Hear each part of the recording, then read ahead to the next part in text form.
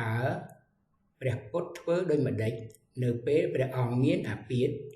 ឈឺព្រះពុទ្ធ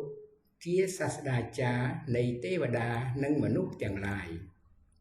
ព្រះអង្គបានបង្រៀនទេវតានិងមនុស្សទាំងនោះអំពីសច្ចធម៌ដែលប្រព្រឹត្តទៅតាមកម្មផលព្រះអង្គប្រោសឬបង្រៀនបានតែទេវតានិងមនុស្សណាដែលមានឧបនិស្ស័យឬជាអ្នកមានកុសលអាចបង្រៀនបាន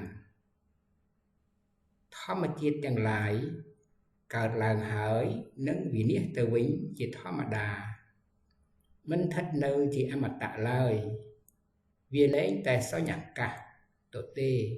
គ្មានអ្វីអាចតាក់តែងជារូបរាងបានពេលបដិសន្ធិកើតមានជាជាតិកំណើតហើយចរិយាគឺចាស់ក្រមគ្រាក៏កើតមានឡើងដែរបើចាស់ក្រមគ្រាកើតមានឡើងហើយ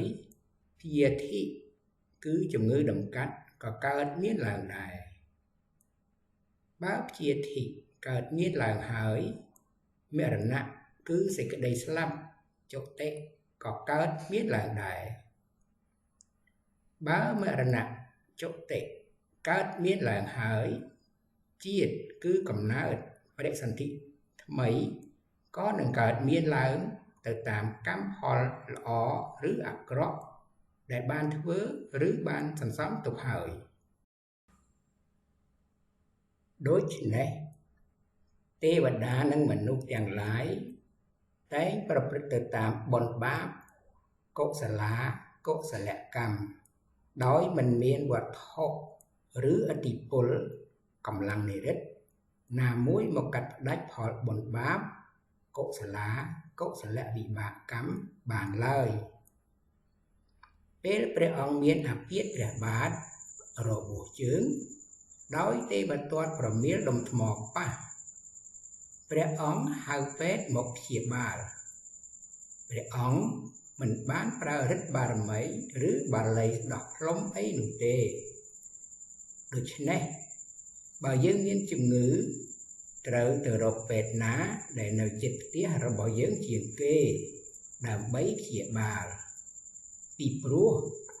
ព្រះពុទ្ធក៏រកពេទ្យព្យាបាលព្រះកាយរបស់ព្រះអង្គដែរ